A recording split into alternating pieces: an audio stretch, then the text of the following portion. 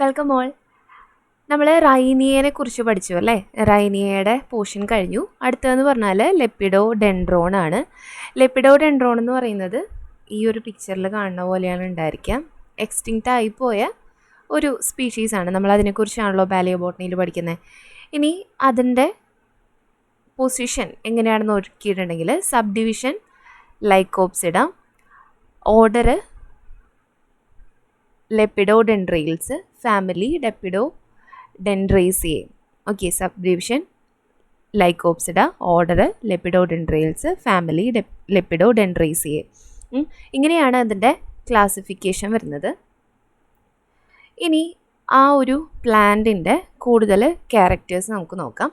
എക്സാമിന് നിങ്ങൾ ഇതാണ് എഴുതേണ്ടി വരിക. Okay, Lepidodendron is a giant tree of Carboniferous period. Carboniferous പീരീഡിലുള്ള ഒരു ജൈൻറ്റ് ട്രീ ആയിരുന്നു എന്ത്? ലെപ്പിഡോഡെൻഡ്രോൺ. നമുക്ക് ഇത് പഠിക്കുന്നതിൻ്റെ കൂടെ മുന്നേ പഠിച്ചതും കൂടി ഒന്ന് ഓർത്ത് നോക്കാം. ഓക്കെ, റൈനിയനെ നമ്മൾ പഠിച്ചു. റൈനിയ എന്താണ്? അത്ര വലിയതൊന്നും ആയിരുന്നില്ല. അതെന്തായിരുന്നു? ഹെർബേഷ്യസ് ആയിരുന്നു അല്ലേ? ഹെർബാണ്. പക്ഷേ ലെപ്പിഡോഡെൻഡ്രോൺ എന്താണ്? ട്രീ ആണ്, ജൈൻറ്റ് ട്രീ ആണ്. അതുപോലെ ലെപ്പിഡോഡെൻഡ്രോൺ കാർബോണിഫറസ് പീരീഡിലാണ്. റൈനിയ ഇതിലായിരുന്നു ഉണ്ടായിരുന്നത്? ഡിവോയൻ പീരീഡിലാണ് അല്ലേ? ഡിവോയൻ പീരീഡിലാണ് ഉണ്ടായിരുന്നത്. അപ്പം എല്ലാം ഇങ്ങനെ കമ്പയർ ചെയ്ത് പഠിച്ചാൽ മതി കേട്ടോ. ഇങ്ങനെയും ക്വസ്റ്റ്യൻസ് ചോദിക്കാറുണ്ട്, ഏത് പീരീഡിലാണ് ഉണ്ടായിരുന്നതെന്നൊക്കെ. ഓക്കെ, അപ്പോൾ ലെപ്പിഡോഡെൻഡ്രോൺ ജൈൻറ്റ് ട്രീ ആണ്, കാർബോണിഫറസ് പീരീഡിലാണ് ഉണ്ടായിരുന്നത്. ഇനി അതിൻ്റെ നീളം 30 മീറ്റർ വരെ ഹൈറ്റ് ഉണ്ടായിരുന്നു. പക്ഷേ അതിൻ്റെ ബേസിൽ പോലും, അതിൻ്റെ ഏറ്റവും താഴെ ഭാഗത്ത് പോലും അതിൻ്റെ വീതി എന്ന് പറയുകയാണെങ്കിൽ 2 മില്ലിമീറ്റർ മാത്രമാണ്. റൈനിയയ്ക്കും അങ്ങനെ തന്നെയായിരുന്നു അല്ലേ? റൈനിയ മേജറിൻ്റെ ആണെങ്കിലും 50 സെൻറ്റിമീറ്റർ ലോങ് ഉണ്ടായിരുന്ന സാധനത്തിൻ്റെ അതിൻ്റെ വിഡ്ത്ത് എന്ന് പറയുന്നത് വെറും 6-5 മില്ലിമീറ്റർ മാത്രമാണ്. ഓക്കെ, ഇനി അതിൻ്റെ മെയിൻ ട്രങ്ക്, ഇതാണ് അതിൻ്റെ മെയിൻ ട്രങ്ക് പോർഷൻ. ഓക്കെ, നമ്മൾ തെങ്ങ് കാണുമ്പോൾ തെങ്ങിൻ്റെ തടി ഉണ്ടല്ലോ, ആ ഒരു പോർഷനാണ് മെയിൻ ട്രങ്ക് പോർഷൻ. അത് അൺബ്രാഞ്ചഡ് ആണ്. നമ്മൾ തെങ്ങ് പോലെ തന്നെയാണ്, ബ്രാഞ്ചസ് ഒന്നുമില്ല. പക്ഷേ ടോപ്പ് പോർഷൻ, ഈ കാണുന്ന അതിൻ്റെ ടോപ്പ് പോർഷൻ എങ്ങനെയാണ്? ഒരു കനോപ്പി പോലെ ഫോം ചെയ്തിട്ടുണ്ട്. ഓക്കെ, അല്ലെങ്കിൽ ഒരു ക്രൗൺ പോലെ നിൽക്കുന്ന രീതിയിലാണ് അതിൻ്റെ. അതായത് കുറേ ബ്രാഞ്ചസ് വന്നിട്ട് ടോപ്പ് പോർഷൻ എങ്ങനെയാണ്? ഒരുപാട് ബ്രാഞ്ചസ് വന്നിട്ട് അത് ഇങ്ങനെ ഒരു ക്രൗൺ പോലെ നിൽക്കുന്നതാണ്, ഒരു കിരീടം പോലെ ഇങ്ങനെ നിൽക്കുന്നതാണ്. ഇനി ആ ബ്രാഞ്ചസ്, ടോപ്പിലുള്ള ബ്രാഞ്ചസ് എങ്ങനെയാണ്? ഡൈക്കോട്ടണമീസ് ആണ്. അതായത് ഡൈക്കോട്ടണമസ്ലി ബ്രാഞ്ചഡ് ആയിട്ടുള്ളതാണ്. ഇനി പ്രോഗ്രസീവ് ഡിക്രീസ് ഇൻ സൈസ്, അതായത് ആദ്യം എന്താണ്? വലിയ ഇപ്പം ഇങ്ങനെയാണ് അതിൻ്റെ സ്റ്റെം, മെയിൻ ട്രങ്ക് വരുന്നതെന്ന് വെച്ചിട്ടുണ്ടെങ്കിൽ ആദ്യം അത് ഡൈക്കോട്ടണമസ്ലി ബ്രാഞ്ച് ചെയ്തു. പിന്നെ അത് ആ ഒരു ബ്രാഞ്ച് പിന്നീട് സെപ്പറേറ്റ് ചെയ്തു, പിന്നെ വീണ്ടും സെപ്പറേറ്റ് ചെയ്തു പോയി. അപ്പം അങ്ങനെ ഓരോ സെപ്പറേഷൻ കഴിയും തോറും ആ ഒരു ബ്രാഞ്ചിൻ്റെ വലിപ്പം കുറഞ്ഞാണ് വരുന്നത്. അതാണ് പ്രോഗ്രസീവ് ഡിക്രീസ് ഇൻ സൈസ് എന്ന് പറയുന്നത്. ഓക്കെ, ഇത്രയാണ് കോമൺ ആയിട്ട് ആ ഒരു പ്ലാന്റിൻ്റെ മോർഫോളജിയുടെ കാര്യങ്ങൾ പെട്ടെന്നൊന്ന് ഓടിച്ച് നോക്കിയാൽ ഇത്രയാണ് ഉണ്ടായിരിക്കുക. ക്ലിയർ അല്ലേ? ഇനി അതിൻ്റെ ലീഫിനെ നമ്മൾ എന്താ പറയുക? ലെപ്പിഡോഫില്ലം എന്നാണ് പറയുക അല്ലേ? ലെപ്പിഡോഫില്ലം എന്നാണ് ലീഫിനെ പറയണത്. ആ ലീഫ് എങ്ങനെയാണ് ആ ട്രങ്കിൽ, ആ ഒരു ബ്രാഞ്ചിൽ അറേഞ്ച് ചെയ്തിട്ടുള്ളത് നോക്കിയിട്ടുണ്ടെങ്കിൽ സ്പൈറലി ആണ് അറേഞ്ച് ചെയ്തിട്ടുള്ളത്. Okay, spirally arranged on the branches. ഇനി ലീഫിൻ്റെ സ്പെഷ്യാലിറ്റീസ്, സിമ്പിൾ ലീവ്സ് ആണ്. ലിഗ്യൂൾസ് ഉണ്ട്, മീൻസ് അത് ലിഗ്യുലേറ്റ് ആണ്. എസിക്കുലാർ എന്ന് പറഞ്ഞു കഴിഞ്ഞാൽ നീഡിൽ ഷേപ്പ്. ഓക്കെ, ഇങ്ങനെ നീഡിൽസ് പോലെയുള്ളത് എന്നൊക്കെയാണ് എസിക്കുലാറിൻ്റെ മീനിങ്. നീഡിൽ മുതൽ ലീനിയർ വരെയുള്ള ആ ഒരു ഷേപ്പിൽ ഡിഫറൻസിലൊക്കെ ഉള്ളത് കാണാറുണ്ട്. ഇനി അതിൻ്റെ വലുപ്പം, ഒരു ലീഫിൻ്റെ വലുപ്പം 2.5 സെൻറ്റിമീറ്റർ ഒക്കെയാണ്. ഓക്കെ, അപ്പോൾ വലിയ ലീവ്സാണ്. എൻ്റെ ഫ്യൂ മില്ലിമീറ്റർ വിഡ്ത്ത്, അപ്പോഴും കനം വളരെ കുറവാണ്, കുറച്ച് മില്ലിമീറ്റർ മാത്രമേ വിഡ്ത്ത് ഉണ്ടായിരിക്കുള്ളൂ. ഇനി ആ ഒരു ലീഫ് നോക്കുകയാണെങ്കിൽ, ഇപ്പോൾ ഇതാണ് ലീഫ് എന്ന് വിചാരിക്കാം. ഓക്കെ, ഇങ്ങനെയൊന്നും ആയിരിക്കില്ല. ഇതാണ് ലീഫെങ്കിൽ അതിനൊരു സിംഗിൾ വെയിൻ ആയിരിക്കും ഉണ്ടായിരിക്കുക. ഓക്കെ, ഇതുപോലെ ഇപ്പോൾ ഇത് ലീഫിൻ്റെ പിന്നെ പോർഷനാണ്. ഇതിലിങ്ങനെ ഒരു സിംഗിൾ വെയിൻ ആയിരിക്കും ആ ഒരു ലീഫിൽ ഉണ്ടായിരിക്കുന്നത്. ഓക്കെ, അപ്പോൾ ലീഫ് ലെപ്പിഡോഫില്ലം ആണ്, spirally arranged on the branches, simple ആണ്, ലിഗ്യുലേറ്റ് ആണ്, എസിക്കുലാർ ആണ്. അതുപോലെ എന്താണ്? അതിൻ്റെ വളരെ വലുപ്പം കുറവാണ്, സിംഗിൾ വെയിൻ മാത്രമേ ഉണ്ടായിരിക്കുള്ളൂ. ക്ലിയർ അല്ലേ? ഇനി ഇങ്ങനെയാണ് നമ്മുടെ ട്രങ്കിൽ, അതായത് അതിൻ്റെ മെയിനായിട്ടുള്ള അതിൻ്റെ ഭാഗം ഉണ്ടല്ലോ, തടി, ആ തടിയിൽ ലീഫ് സ്കാറുകൾ നിൽക്കുന്നതാണ് ഈ കാണുന്നത്. ഓക്കെ, ഓരോന്നും ഈ ഓരോ സ്ട്രക്ചേഴ്സും ഓരോ ലീഫ് സ്കാറുകളാണ്. അതായത് ഇല കൊഴിഞ്ഞു പോയിട്ടുള്ള ഭാഗങ്ങളാണ് ലീഫ് സ്കാറുകൾ അല്ലേ. നമ്മളിപ്പോൾ പനയമലൊക്കെ നോക്കുകയാണെങ്കിൽ കാണാം, തെങ്ങുമലാണെങ്കിലും നമുക്ക് ചെറിയ ചെറിയ രീതിയിൽ സ്കാർസൊക്കെ കാണാറുണ്ട്. അപ്പോൾ ഇതാണ് ഇതിൻ്റെ ലീഫ് സ്കാർസ്. ട്രങ്കിനെ കുറിച്ചാണ് പറയുന്നത്. ഓക്കെ, ലീഫ് സ്കാറുകളും അതുപോലെ ലീഫ് കുഷ്യൻസും എന്തിലുണ്ട്? ട്രങ്ക്സിലുണ്ട്. Leaf cushions are vertically elongated with tapering at the bases. എന്താണ് ലീഫ് കുഷ്യൻസ് എങ്ങനെയാണുള്ളത്? ഇലോങ്ങേറ്റഡ് ആണ്. എൻഡ് പോർഷൻസിൽ, ഇതിൻ്റെ എൻഡുകളിൽ എങ്ങനെയാണ്? ടാപ്പറിങ് ആണ്, ഇങ്ങനെ കൂർത്ത പോലത്തെ ബേസസ് ആണുള്ളത്. These cushions represent expanded and decussate leaf base.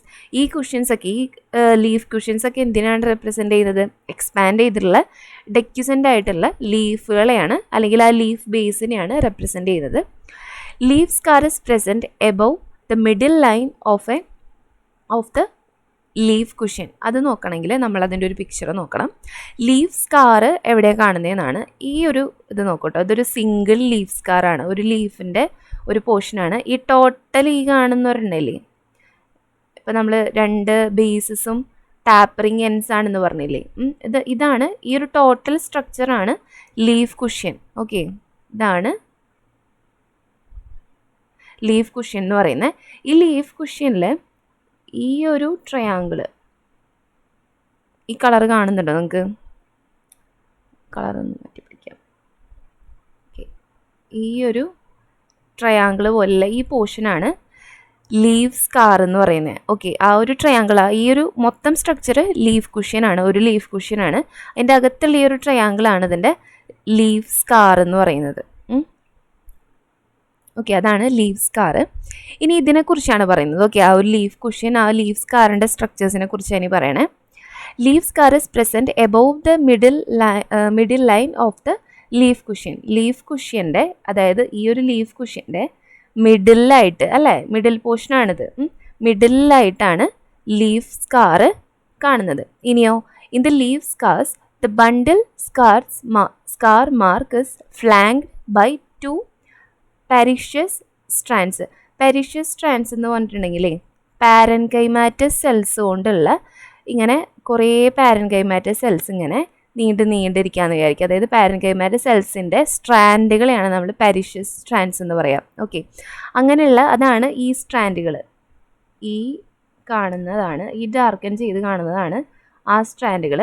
അങ്ങനെയുള്ള സ്ട്രാൻഡ്സിൻ്റെ അകത്താണ് എന്തുള്ളത്?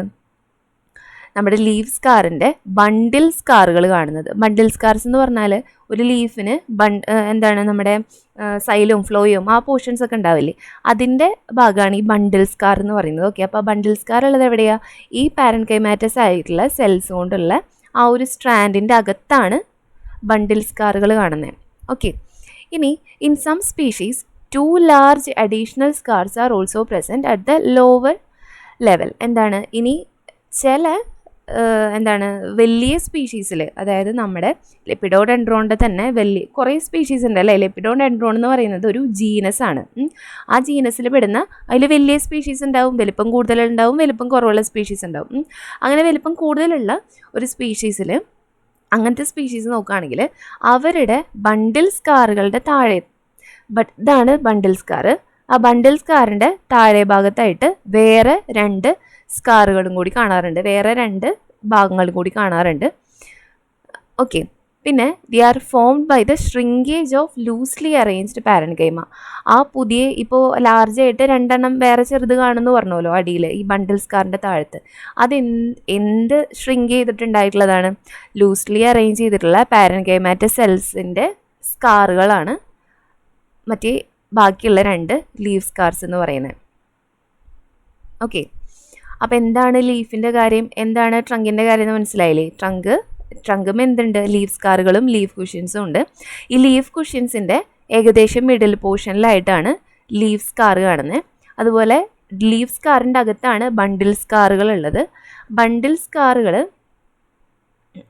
എന്താണ് ഇങ്ങനെ ഓരോ ബണ്ടിൽസ് ആയിട്ടാണ് ഉണ്ടാവുക. സാധാരണ ഒരെണ്ണേ ഉണ്ടാവുള്ളൂ. ഇനി വലിയ സ്പീഷീസിലാണെങ്കിൽ 2 എണ്ണമൊക്കെ അതിൻ്റെ താഴെ ഉണ്ടായിരിക്കും. നോർമലി ഉണ്ടാകുന്ന ബണ്ടിൽ സ്കാറിൻ്റെ താഴെ അഡീഷണൽ ആയിട്ട് വേറെ 2 ബണ്ടിൽ സ്കാർസും കൂടി ഉണ്ടായിരിക്കും. അത് ലൂസ്ലി അറേഞ്ച് ചെയ്തിരുന്ന പാരൻകൈമാറ്റസ് സെൽസ് ഷ്രിങ്ക് ചെയ്തിട്ട് പിന്നെ പീരിയോഡിക്കലി രൂപപ്പെട്ടതാണ്. ഓക്കെ, മനസ്സിലായില്ലേ? അപ്പോൾ ഇത്രയാണ് നമ്മൾ ഇന്ന് പറയണേ. ഇനി വേറൊരു ക്ലാസ്സിൽ നമുക്കിതിൻ്റെ ഇൻറ്റേർണൽ സ്ട്രക്ചർ എന്താണെന്ന് പറയാം. ഇൻറ്റേർണൽ സ്ട്രക്ചറാണ് കുറച്ചും കൂടി ഇമ്പോർട്ടൻ്റ് ആയിട്ടുള്ളത്. ആ ഒരു ട്രങ്കിൻ്റെ ഭാഗം ഇങ്ങനെ കട്ട് ചെയ്താണ് നമുക്ക് പഠിക്കാനുള്ളത്. ഓക്കെ.